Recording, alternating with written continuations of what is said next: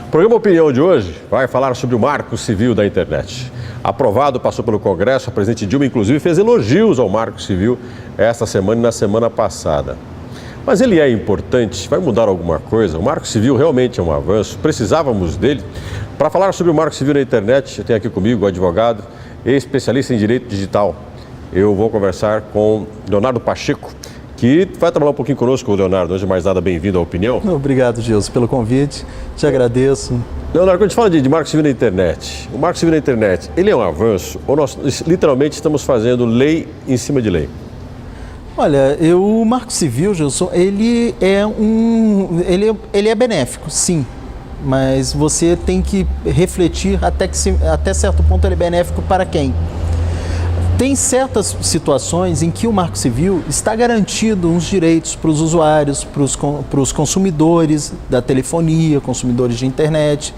Isto é benéfico. Eu sempre fui contra. Eu lembro que há anos atrás eu dei uma entrevista aqui mesmo no programa e eu falei justamente sobre isso, sobre legislação de internet. Eu falei, olha, eu entendo que não é preciso ter legislação porque a gente já pode aplicar a legislação que a gente tem, exceto em casos específicos que há de ser regulamentado. O Marco Civil se propôs a isto. Porém, tem certos aspectos que, até pela natureza da internet, porque quando a internet foi fundada, teve um manifesto que era a Declaração do Cyberespaço, que uma das coisas que eles falavam era o seguinte: a internet não pode ser legislada.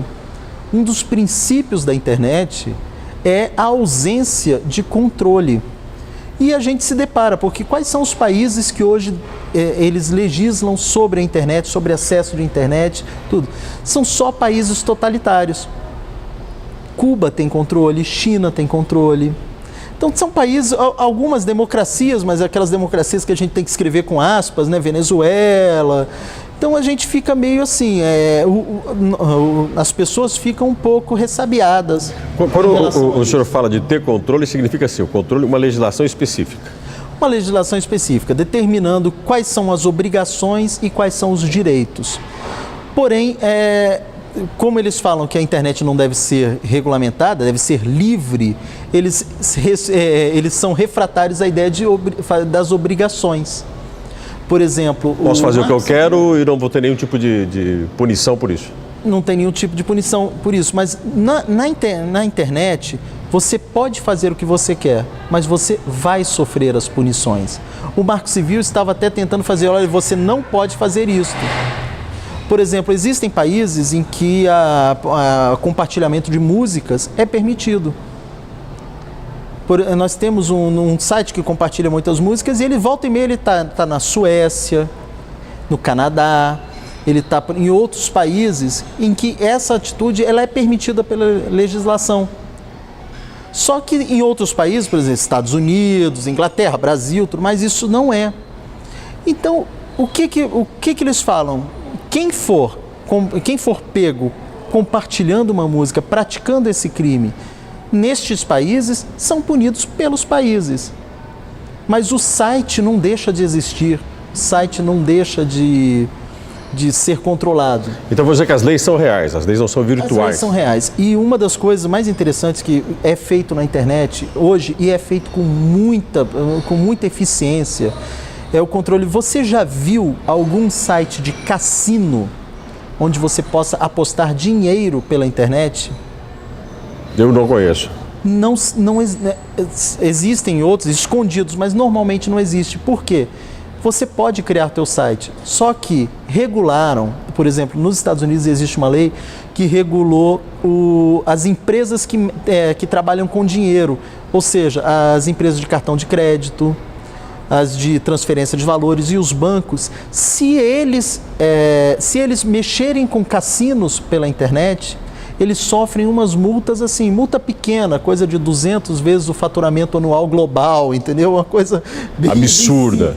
Uma multa muito grande. Então, o que eles fizeram com isso? Eles minaram a possibilidade. Ao invés de proibir o site, que o site tenha um site de cassino, quem quiser pode ter. Só que fiquem sabendo que as empresas que optarem por fazer isso, elas vão sofrer uma sanção. Então o senhor considera que é muito mais uma relação da gente respeitar a regra que existe no mundo real e às vezes utilizá-la nesse mundo virtual, do se criar regras próprias no mundo virtual e tentar administrar esse mundo virtual com as suas próprias leis? É muito mais fácil você aplicar. Aqui nós temos o Código Penal, que nós já temos a difamação, injúria. Não vai ser... Eu não vou deixar de injuriar alguém porque eu falei pela internet, ou que eu estou falando pela televisão, ou que eu estou escrevendo uma carta. O meio é o mesmo. E o Marco Civil, aí voltando a ele, só para te situar, ele trouxe benefícios em relação a isso. Ele estipulou quanto tempo um prestador de serviço aqui no Brasil, né, um prestador de um aplicativo, de uma aplicação, de um serviço pela internet, ele tem que fazer a guarda de dados. Isso é importante você estipular, para saber, vem cá, é pela vida toda, eu preciso guardar, eu não preciso guardar, porque antigamente, antes do Marco Civil, nós tínhamos uma situação, então neste sentido sim, terra de ninguém. Porque um chegava e falava, eu vou guardar por 5 anos, eu vou guardar por 10 anos, eu não vou guardar porque eu não preciso, ninguém me obriga. Isso sim é benéfico, mas o Marco Civil, na forma do que ele foi feito, aí eu faço as minhas críticas. Quais, por exemplo? Da guarda de dados. Eu acho que é importante você guardar os dados. Eu vou te fazer uma pergunta. Todo mundo sabe, saem várias matérias, eu acredito que você já tenha falado isso, a exaustão até. Guardar recibo de contas. Você tem que guardar recibo de conta de telefone por 3 anos. Exatamente. Conta de tributo por 5 anos. De pagamento de FGTS, o pagamento de FGTS não, esses são 20 anos. Por que isso? Por que dessa guarda? Porque demoram 3 anos para se cobrar. Prescreve em 3 anos a ação de cobrança de uma conta de telefone. Então você precisa estar precavido o suficiente para ter esses documentos e poder se defender. Exatamente. Já os 5 anos do tributo, por quê? Porque a União, Estado e Município tem 5 anos para cobrar o tributo. O FGTS eles têm 20. Então é por isso que é feito. No Marco Civil nós estamos com uma situação seguinte, que ele obriga que você guarde por 1 ano. Só que o Código Civil me permite que eu entre com a ação em 3 anos. Quer dizer, eu posso ter o tempo que eu teria o direito de 3 anos e eu não tenho mais a guarda dessa informação na internet porque ela já foi... Exatamente, você tem o direito de entrar com a ação em 3 anos, mas ela se anulou porque praticamente você não vai ter como levar à frente essa ação porque o provedor de serviço, o provedor de acesso só guardou por 1. Doutor Leonardo, uma pergunta que todo mundo faz. O Marco Civil da internet atende a interesses de grandes corporações? Vamos pensar Google, Facebook, porque afeta diretamente as redes sociais, no caso do Facebook, por exemplo. Sim, eu entendo que afeta. Ele, quando eu falo, né, o Marco Civil é bom, eu falo, é bom, mas resta saber para quem. Alguns pontos foram benéficos para os usuários, mas eu vejo que em sua maioria eles beneficiaram as grandes empresas, os grandes players, né, os grandes jogadores do mercado. Hoje no Marco Civil tem vários artigos que retiram responsabilidades dos prestadores de serviço, transferem as responsabilidades para o próprio usuário e facilitam a vida do provedor, facilitam a vida de um Google, de um Facebook. Tira das costas deles a responsabilidade do que eles estão permitindo que aconteça na internet. Exatamente. Se eu tenho uma empresa, eu faço uma empresa que faz entrega com carro. Se um funcionário meu bate com o carro, a empresa é responsável por isso. Porque é o risco da minha atividade. A internet também deveria ser o risco da internet. Ou seja, os provedores, as redes têm sua responsabilidade. Eles deveriam ter a responsabilidade. Neste exemplo, que eles são obrigados, antigamente, antes do Marco Civil, a construção jurisprudencial, todas as decisões judiciais, elas rumavam para um caminho. Elas rumavam o seguinte, olha, o usuário é o responsável, vamos no caso de uma ofensa feita pela internet, o usuário é responsável por isso. Só que o provedor tem que identificar o usuário. Se o provedor não identifica, a responsabilidade passa a ser dele, porque ele tinha a obrigação de zelar por isso. Eu dou um outro exemplo que eu falo o seguinte, você que tem um filho adolescente, se o seu filho pega o carro e ele bate com o carro no meio da rua, O que acontece? O pai é responsável, porque ele tinha a obrigação de zelar, é o dever de vigilância. Então você tem aí a responsabilidade pelas relações que estão dentro, por exemplo, de uma rede. O provedor do serviço, no caso, ele não tem culpa no que ele fez, mas ele tem a responsabilidade. Esses são dois conceitos distintos, mas que são demais importantes para a compreensão disso daí. Porque ele não teve culpa, e realmente não tem culpa, de alguém criar uma página com conteúdo indivíduo, de alguém ofender alguém. Não estamos falando de culpa, estamos falando de responsabilidade. Ele é responsável por identificar essa pessoa. A partir do momento que ele não identifica, recai sobre ele. Agora vou falar de alguma coisa complicada. Porque a gente está falando do Marco Civil da internet, estamos falando das empresas, das regras do jogo da rede mundial de computadores. Mas tem uma pecinha atrás do computador, que às vezes é menor de 18 anos, que às vezes mesmo maior de 18 anos fazem coisas que nenhuma criança faria e fazem situações complicadas, de ofensa moral, exposição pública, abuso sexual, pedofilia. Como é que é esse ser humano por trás do computador? Qual é o grau de responsabilidade que ele tem? Muita responsabilidade. Ele é responsável pelo ato que ele pratica. Isso nós já até falamos antigamente, nós falamos, a internet é terra de ninguém. Não é. Hoje em dia todo mundo todo mundo que faz besteira é punido na internet. Quem se comporta mal tem uma consequência. Nós temos casos, eu fico falando, mas coisas banais. Por exemplo, uns alunos de 14 anos de idade que criaram uma comunidade numa rede social falando, eu odeio a professora fulana. É algo bobo, né? Assim, mas a professora ficou ofendida com aquilo. Entrou com uma ação na justiça e ganhou R$10 mil de indenização. Quem foi obrigado a pagar? Os pais dos alunos foram obrigados a pagar R$10 mil para a professora por conta disso, porque ela foi ofendida por um aluno.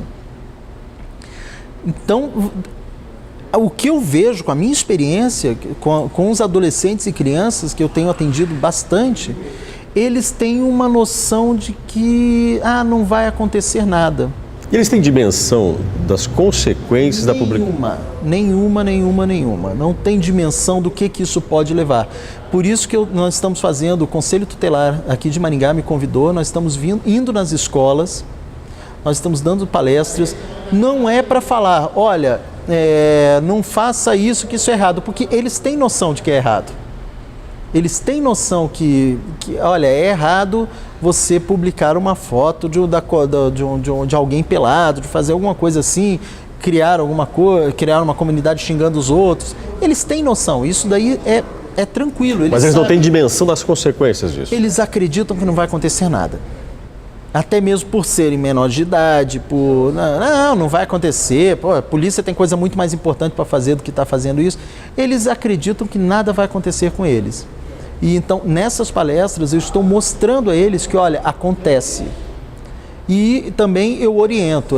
Tem gente que fala, Gilson, que dicas para quem tira foto nua e manda para o namorado. Eu tenho dica para quem tira foto nua e não manda para o namorado. Não tire foto nua. É a minha dica. Porque você vai sofrer as consequências. Na internet, quando você manda algo para alguém, isso que você mandou deixou de ser privado. É um conceito que o sistema educacional americano ele está lidando muito com os adolescentes falando isso. Eles falam privado hoje, público amanhã. A partir do momento que você aperta o send, você publica uma foto, essa foto já não é mais sua.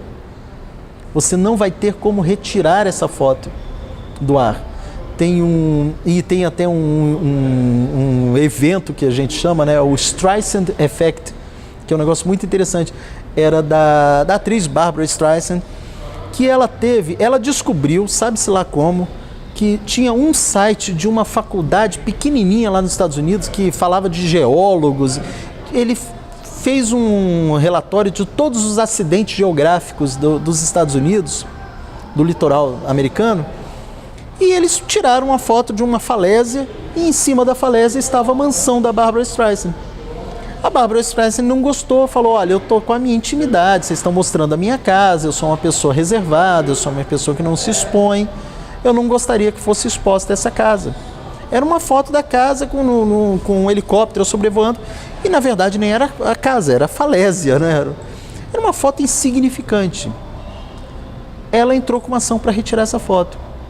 Depois que ela entrou com a ação, ocorreram assim, viralizou, né? O negócio. Todo mundo, eles começaram a usar como foto em perfil de rede social, em avatar, né? Usando a foto para todo mundo. Se ela tivesse ficado quieta, o efeito não era tão grande. Só teria uma foto dela num site de uma faculdade pequena de geografia. Quer dizer, olha o nicho que seria aquilo dali. E hoje essa foto é uma das fotos com mais presença na internet, porque todo mundo ficou bravo, falando que ela estava censurando, eles têm um conceito meio divergente assim de censura, né? Tudo que desagrada passa a ser censura, mas como protesto eles replicavam as fotos. Então você analisa essas coisas.